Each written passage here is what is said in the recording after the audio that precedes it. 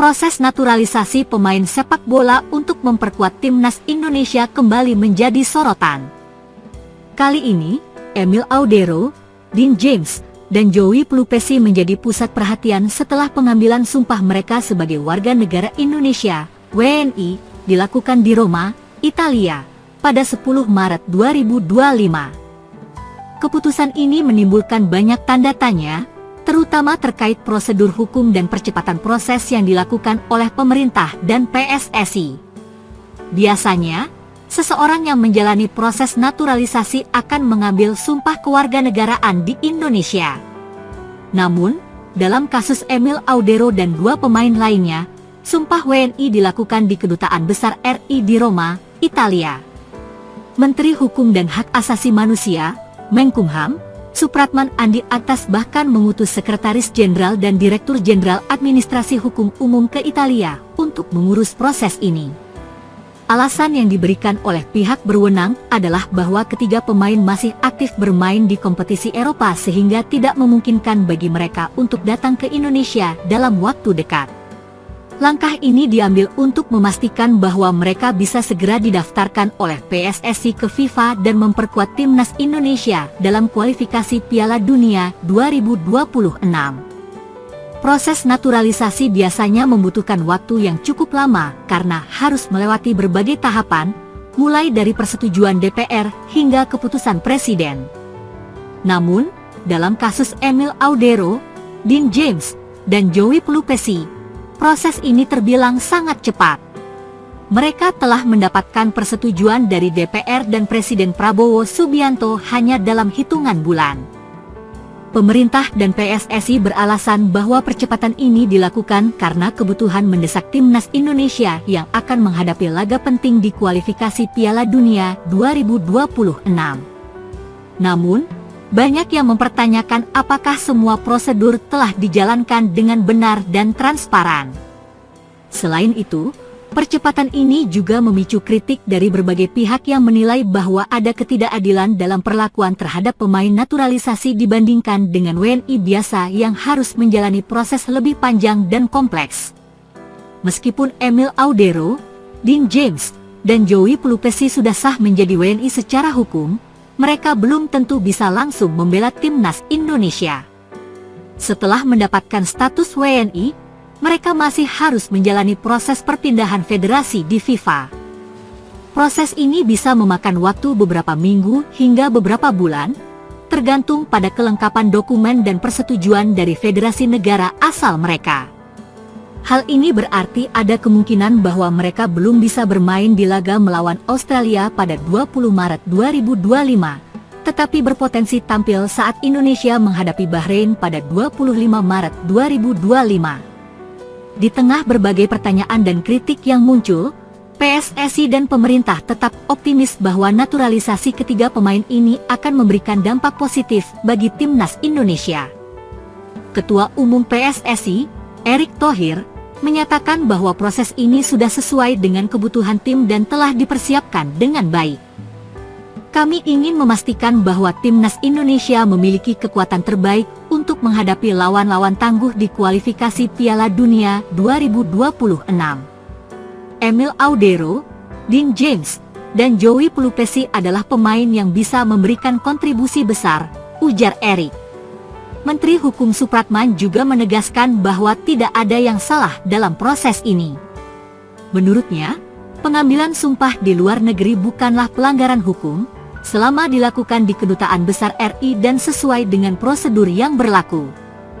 Proses sumpah WNI Emil Audero, Dean James, dan Joey Pelupesi memang penuh dengan keanehan, mulai dari lokasinya di Roma hingga percepatan proses naturalisasi mereka.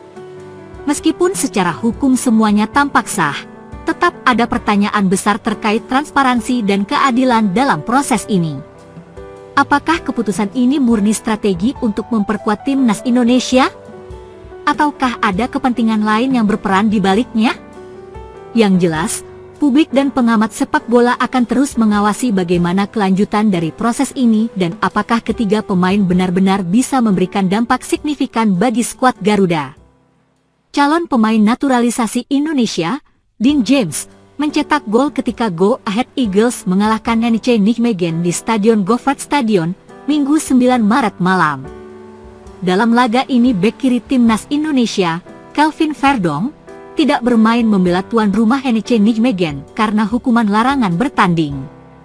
Sementara James yang rencananya akan mengucap sumpah WNI bersama dengan Emil Audero dan Joey Pelupesi pada Senin 10 Maret tampil sebagai starter di kubu Go Ahead Eagles. James bermain di posisi fullback kiri, sama seperti posisi Verdonk, dan memberi kontribusi pada skuad asuhan Paul Simonis. Memasuki menit ke-41, serangan Go Ahead Eagles dari sisi kanan bisa menembus pertahanan NEC. Oliver Entman yang mendapat bola daerah bisa merangsek ke kotak penalti. Bola kemudian dikirim ke depan gawang di mana Dean James berdiri tanpa pengawalan. Tanpa kesalahan, James memasukkan si kulit bundar ke dalam gawang NEC. Go Ahead Eagles memimpin 1-0. Skor keunggulan Go Ahead Eagles bertahan hingga turun minum. Tak lama setelah babak kedua berlangsung, NEC harus bermain dengan 10 orang setelah Laseskone melanggar matchday.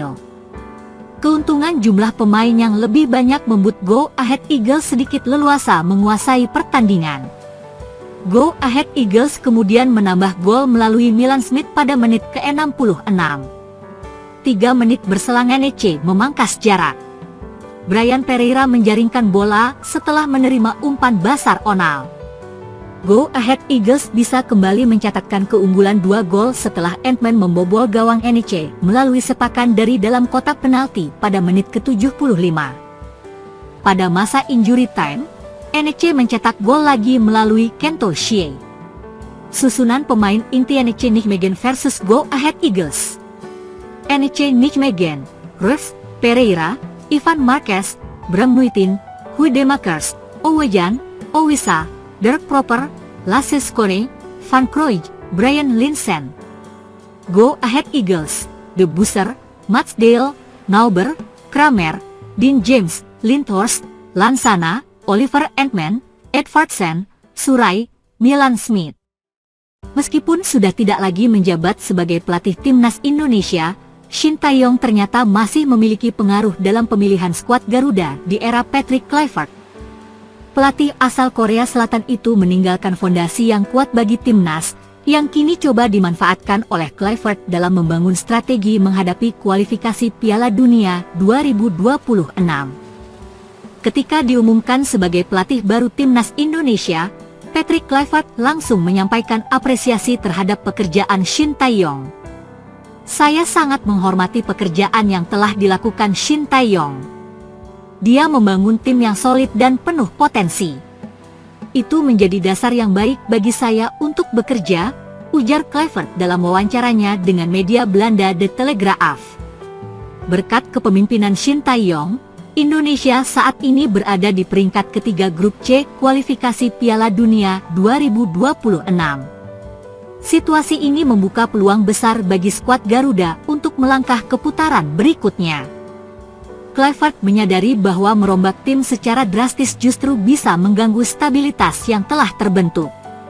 Oleh karena itu, ia lebih memilih untuk mempertahankan sebagian besar pemain yang sebelumnya menjadi pilihan utama Shin Tae-yong.